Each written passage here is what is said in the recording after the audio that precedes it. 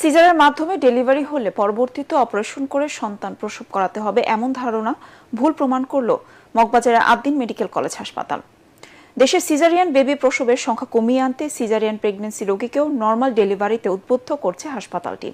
বিভিন্ন অঞ্চল থেকে আদ্দিন হাসপাতালে সিজারিয়ান ডেলিভারির জন্য আসা বেশ কয়েকজন নর্মাল ডেলিভারির মাধ্যমে সন্তান প্রসব করতে পেরে খুশি তাদের স্বজনরা।